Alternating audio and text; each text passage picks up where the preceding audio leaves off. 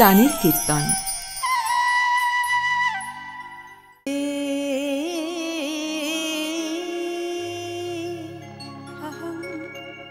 শ্রী গুরু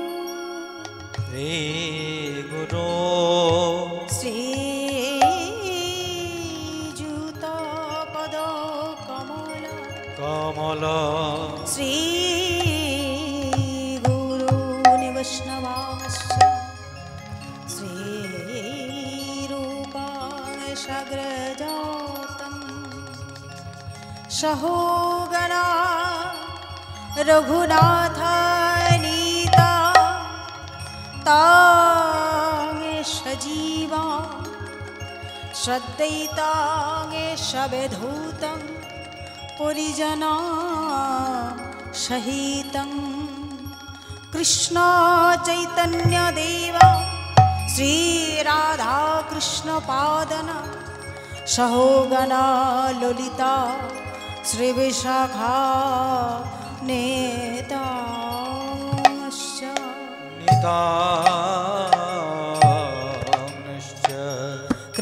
कृष्णाय वासुदेवाय वासुदेवाय हरये परमात्मने परमात्मने प्रणत क्लेशनाशाय गोविंदाय नमो नमो गोविंदाय नमो नमो।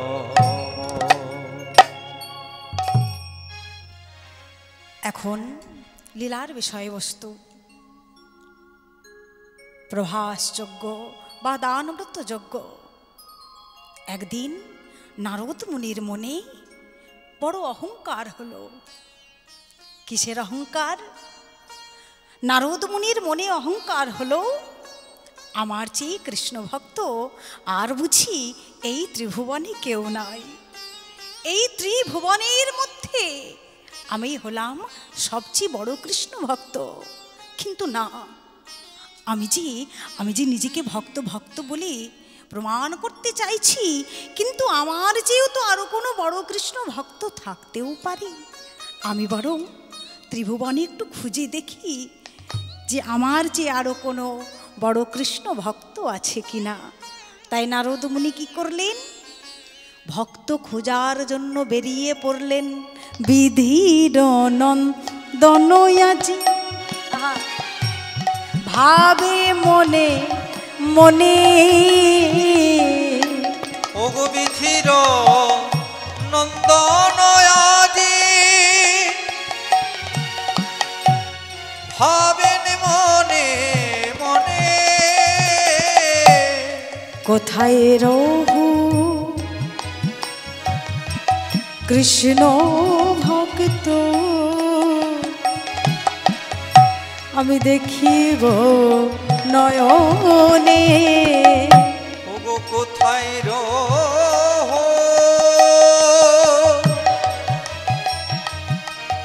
কৃষ্ণ ভক্ত দেখিব নয়নে। ওগো আমি খুঁজে বেড়াইব, ওগো আমি খুঁজে বেড়াইব। আমার মতো ভক্ত আর কি আছি আমি খুঁজে বেড়াইব। আমার মতো ভক্ত আর কে আছে আমি খুঁজে বেড়াইব। তাই নারদ মুনি ত্রিভুবনে খুঁজতে লাগলেন, কোথায় আছে আমার মতো ভক্ত, কে আছে আমার মতো ভক্ত। ত্রিভুবনে ভক্তের খোঁজ করতে করতে নারদ মুনি মনে মনে ভাবছেন, হায় হায় হায়, আমি তো ত্রিভুবন ভ্রমণ করলাম, কই আমি তো ভক্ত খুঁজে পেলাম না। আমি যে এই ত্রিজগতে ঘুরে বেড়ালাম, ভক্ত তো আমি পেলাম না। তবে কি সত্যই সবচেয়ে আমি বড় কৃষ্ণ ভক্ত? না না না, একটা জায়গায় তো আমার এখনো যাওয়াই হয়নি। সেই জায়গাটা কোথায়? না সেটা হলো বৃন্দাবন। তাই বৃন্দাবনের মাঝখানে ঢেকির বাহনে, ওগো বৃন্দাবনের মাঝখানে ঢেকির বাহনে, ওই বৃন্দাবনের মাঝখানে ঢেকির বাহনে, ওই বৃন্দাবনের মাঝখানে ঢেকির বাহনে, আবার দেখিতে দেখিতে চলে আনন্দিত মনে, দেখিতে দেখিতে চলে আনন্দিত মনে, ওগো দেখিতে দেখিতে চলে আনন্দিত মনে, দেখিতে দেখিতে চলে আনন্দিত মনে। নারদ মুনি বৃন্দাবন পরিক্রমা করছেন গো, কিসে চড়ে? ঢেকি বাহনে চড়ে। কোন পথে? আকাশ পথে, শূন্য পথে। ওই শূন্য পথে ঢেকি বাহনে চড়ে নারদ মুনি বৃন্দাবন পরিক্রমা করছেন। আর হঠাৎ করে কি হয়েছে? বৃন্দাবন পরিক্রমা করতে করতে হঠাৎ করে নারদ মুনি চমকে উঠলেন। কেন চমকে উঠলেন? কেন? কিসের তাপ এসে যেন নারদ মুনির সর্বঙ্গে লেগেছে। তবে কি কোথাও আগুন লেগেছে? না না না, আমার চোখে তো পড়ছে না। কই কই, আমি তো দেখতে পাচ্ছি না যে কোথাও আগুন লেগেছে। তাহলে তাপ কিসের? কিসের তাপ আজ নারদ মুনির অঙ্গে লেগেছে? বিরহের তাপ। এ তো কৃষ্ণ বিরহের তাপ। আগুনের তাপ তো সহ্য করা যায়, কিন্তু কৃষ্ণ বিরহের তাপ, যে তাপে নারদ মুনির সর্বই অঙ্গ জ্বলে যাচ্ছে। আজ বৃন্দাবনে সবার চোখে জল, সবাই কাঁদছে বৃন্দাবনে। মাতা যশোমতী কাঁদছে। গোপাল, গোপাল রে, ফিরে আয় বাবা, বৃন্দাবনে ফিরে আয়। শুধু মাতা যশোমতী নয়, আর কাঁদছে নন্দ পিতা। যে নন্দ পিতার 9 লক্ষ ধেনু আছে, প্রত্যেক দিন তাকে বাধা দিয়ে যেতে হয়। সেই নন্দ পিতারও আজ ভালো লাগছে না, ছেলে যে বাড়িতে নাই, ছেলে যে দ্বারকায় রাজা হয়েছে। নন্দ পিতা কাঁদছে। শুধু তাই নয়, সখাগণ কাঁদছে, বৃন্দাবনের গোপ গোপীরা কাঁদছে, আকাশ বাতাস বৃক্ষ তরু আদি করে সবাই কাঁদছে, সবার চোখে জল। নারদ মুনি বলছে, হে গোবিন্দ, তুমি দ্বারকায় রাজা হয়েছ, সিংহাসনে বসেছ তুমি, তাই বলে বৃন্দাবনের কথা তুমি ভুলে যাবে? হে গোবিন্দ, আমি যাব তোমার কাছে। তাই নারদ মুনি বৃন্দাবনের কথাগুলো ভাবতে ভাবতে চলে যাচ্ছেন দ্বারকাপুরের দিকে। আজ মাতা যশোমতী কাঁদে দিবারাতি, গোপালে হইয়া হারা। ওগো মাতা যশোমতী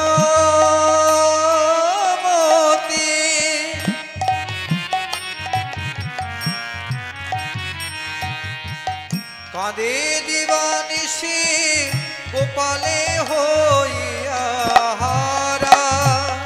আওয়ারে নন্দ উপানন্দ যত গোপ বৃন্দ, নন্দ উপানন্দ যত গোপ বৃন্দ, বাথানে না যায় তারা, বাথানে না যায় তারা। ওগো নন্দ উপানন্দ যত গোপ বৃন্দ, বাথানে না যায় তারা গো, বাথানে না যায় তারা। ওরে আই রে গোপাল ননি খারে, ওরে আই রে গোপাল ননি খারে। তোর যে বড় ক্ষুধা লেগেছে রে, আই রে গোপাল ননি খারে। তোর বড় ক্ষুধা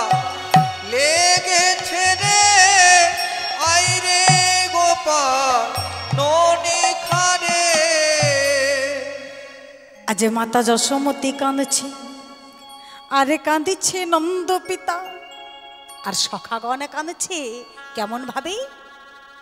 সখাগণ বলছে, ওরে কানাই, তুই না হয় দ্বারকায় রাজা হয়েছিস, তাই বলি আমাদের কথা ভুলে যাবি ভাই। তাই সখারা কি বলছে, ওরে ও কানাই, ওরে ব্রজের কানাই রে, কানাই রে, কোন দুঃখে তুই রাজা হলি দ্বারকাপুরে।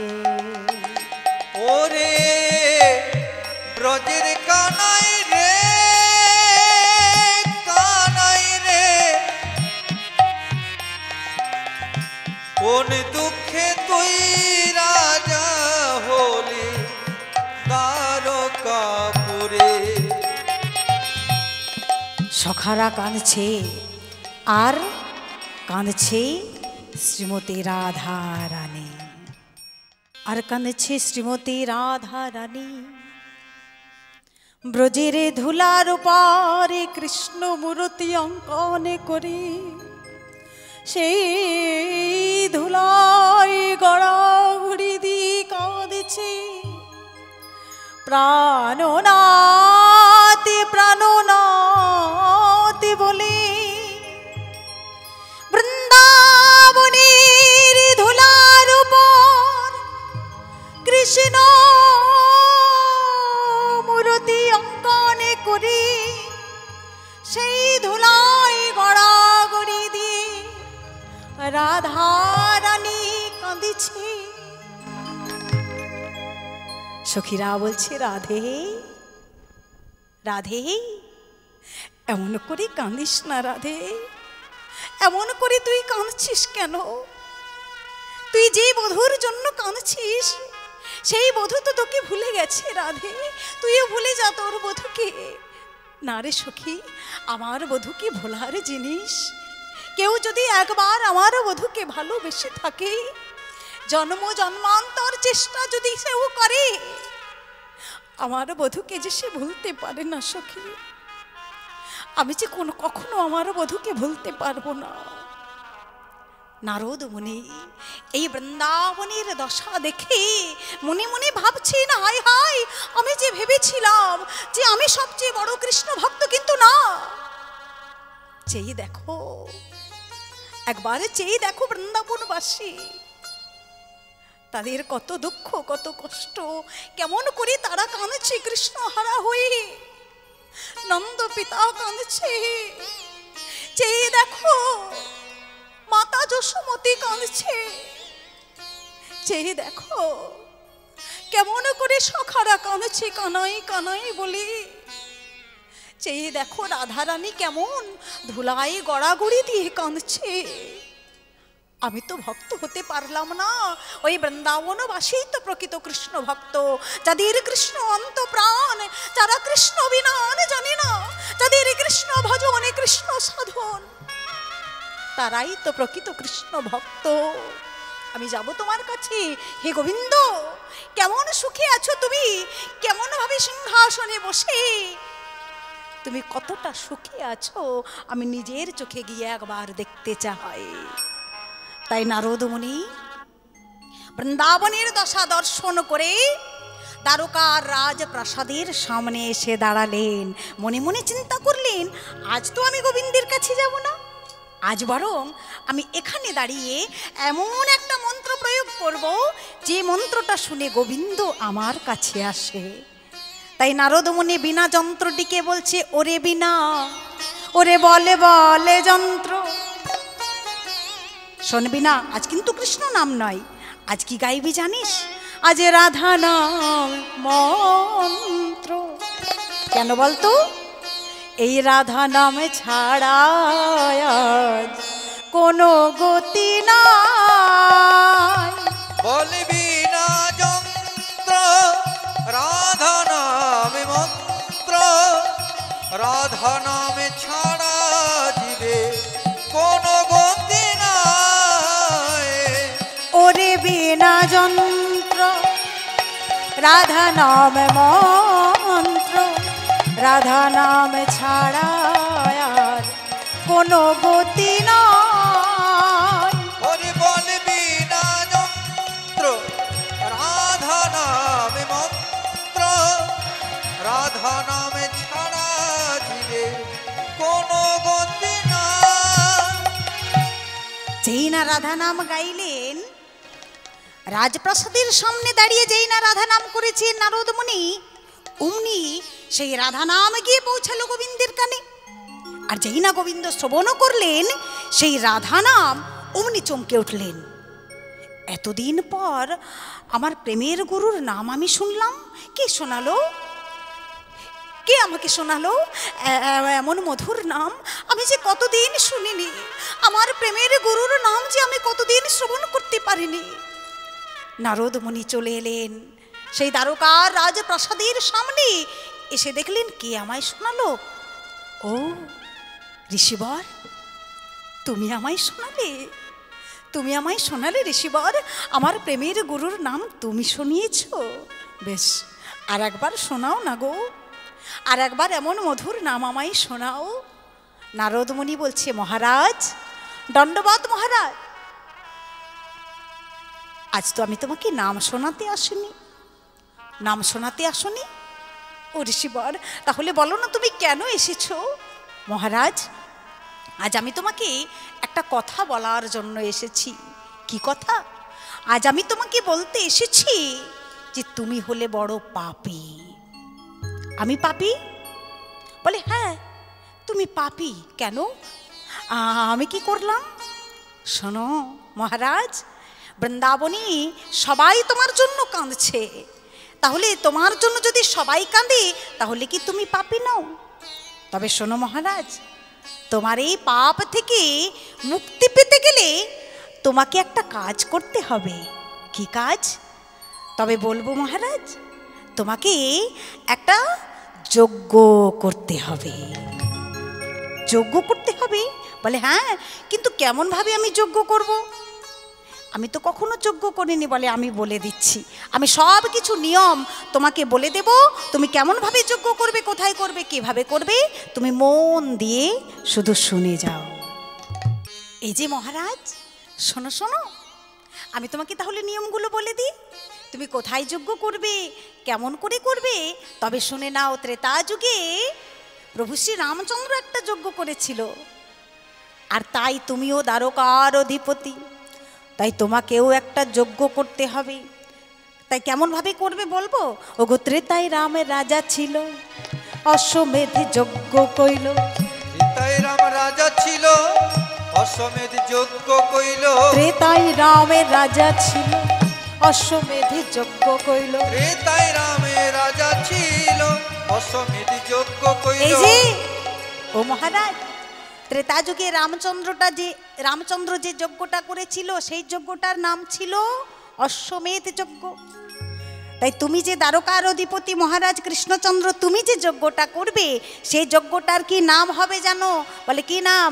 দান ব্রত যজ্ঞ হবে বে। ও গো দান ব্রত যজ্ঞ হবে বে। দান ব্রত যজ্ঞ হবে বে। দান ব্রত যজ্ঞ হবে বে। যজ্ঞটার নাম হবে দান ব্রত যজ্ঞ। আর শোনো মহারাজ, এই যে যজ্ঞটা তুমি করবে, কাউকে বাদ দেবে না। ত্রিভুবনে যে যেখানে আছে সবাইকে নেমন্তন্ন করবে। আর সবাই যখন তোমার যজ্ঞে আসবে, যজ্ঞ যখন হয়ে যাবে, তোমার কাছে যে যা দান চাইবে, তুমি তাকে তাই দান করবে। কাউকে ফেরাবে না কিন্তু। আর দানটা করবে কিন্তু কেমন ভাবে জানো? হাসি মুখে দান করবে। হাসি মুখে দান করতে হয়, গোমড়া মুখে নয়। তাই মহারাজ আরও একটা নিয়ম আছে। বলে আবার কি নিয়ম? না সর্বশেষে যে নিয়মটা আছে সেটা তোমাকে বলে দিই। দান যখন করা হয়ে যাবে, এবার সর্বশেষে কি নিয়মটা জানো মহারাজ? ওগো সর্বশেষে দানে দিয়া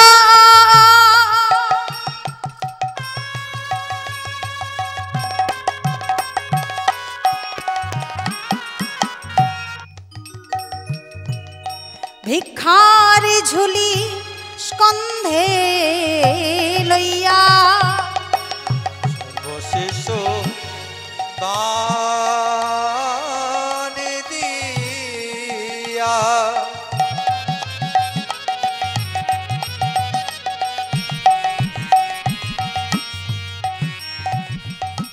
ভিক্ষার ঝুলি স্কন্ধে লইয়া ভিক্ষা করি খাবে মন সুখে ভিক্ষা করি খাবে মন সুখে আর তবে যোগ্য পূর্ণ হবে যোগ্য পূর্ণ হবে তুমি দাঁড়িয়ে দাঁড়িয়ে ভিক্ষা করবে তবে যোগ্য পূর্ণ হবে দাঁড়ে দাঁড়ে ভিক্ষা করবে তবে যোগ্য পূর্ণ হবে মহারাজ তোমাকে ভিক্ষা করতে হবে গো আমাকে ভিক্ষা করতে হবে বলে হ্যাঁ গো হ্যাঁ তোমাকেও ভিক্ষা করতে হবে কারণ ভিক্ষা ছাড়া যে কোনো শুভ কাজ কখনো সম্পূর্ণ হয় না তাই তোমাকেও ভিক্ষা করতে হবে এবার ভিক্ষা তো করবে ভিক্ষা করে সে ভিক্ষা অন্য তোমাকে সেবা করতে হবে কিন্তু ঋষিবর আমি যে যজ্ঞ করব এই যজ্ঞের নিমন্ত্রণ কি করবে বলে কেন এই নারদ মুনি থাকতে আবার নিমন্ত্রণের চিন্তা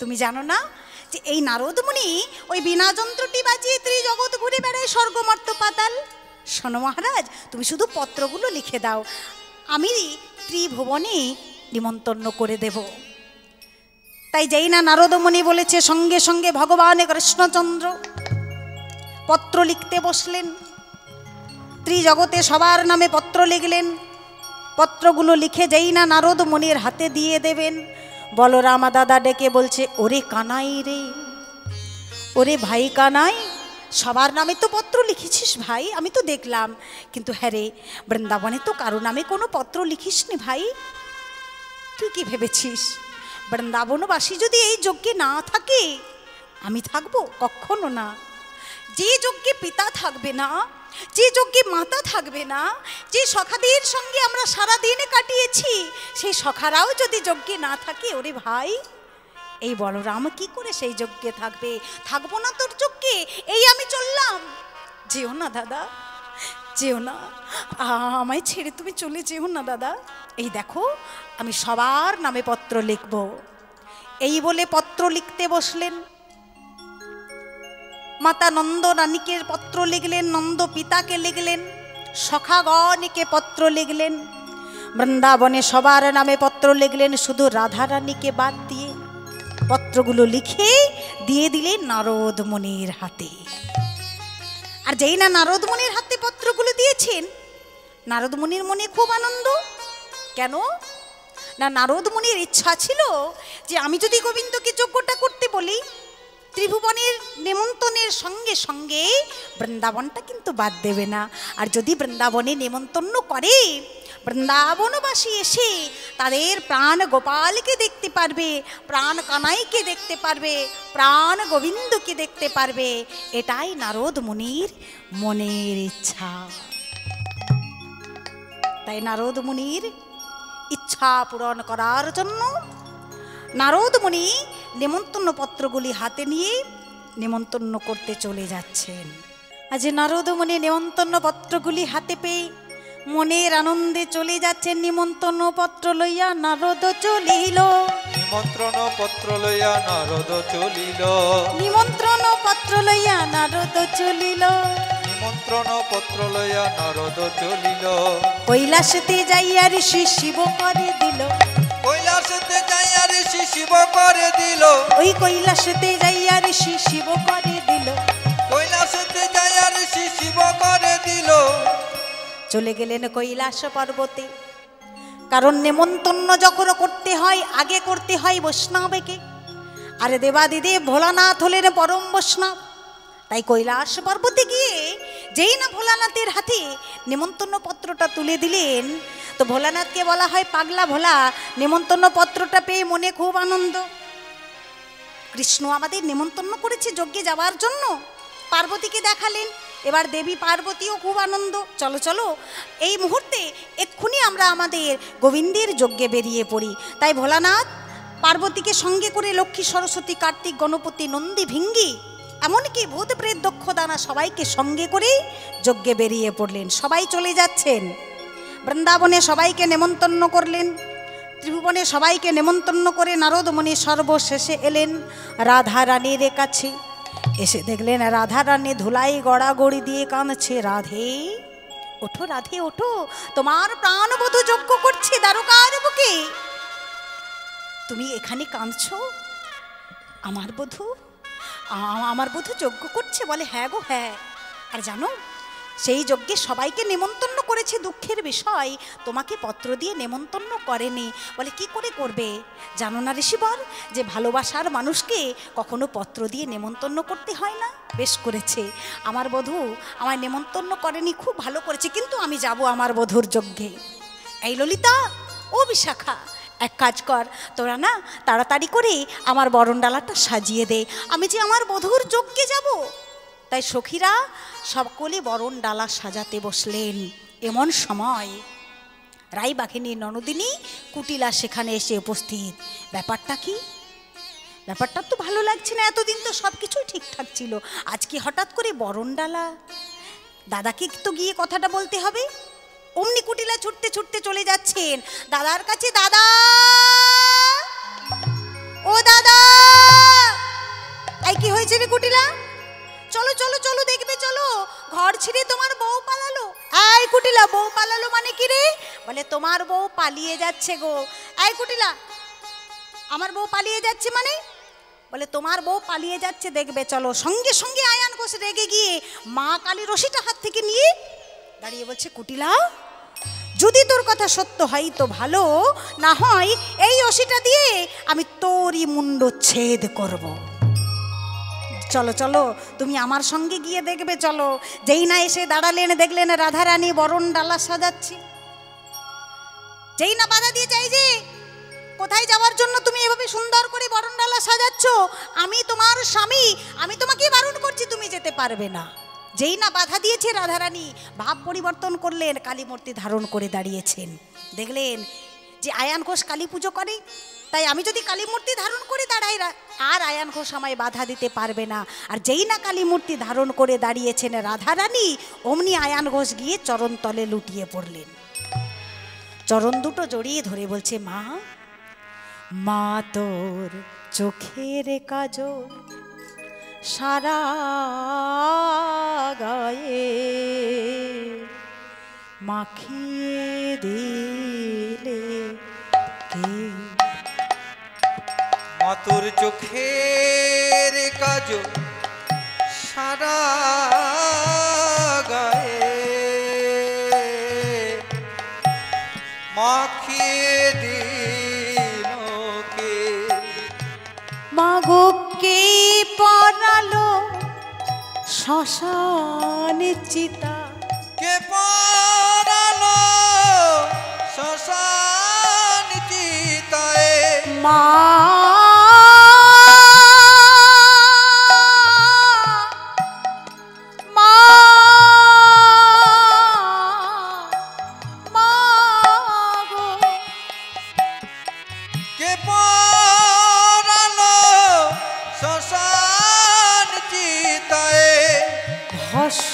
দিল কে? মা তোর চোখের কাজল সারা গায়ে মাখিয়ে দিল কে? চোখের কাজল সারা গায়ে মাখিয়ে দিল কে?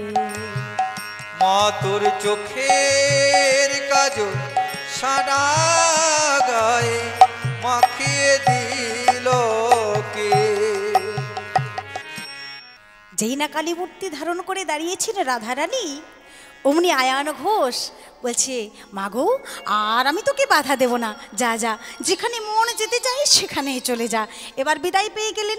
বিদায় পেয়ে সখী সঙ্গে চলে যাচ্ছেন, সবাই যাচ্ছেন।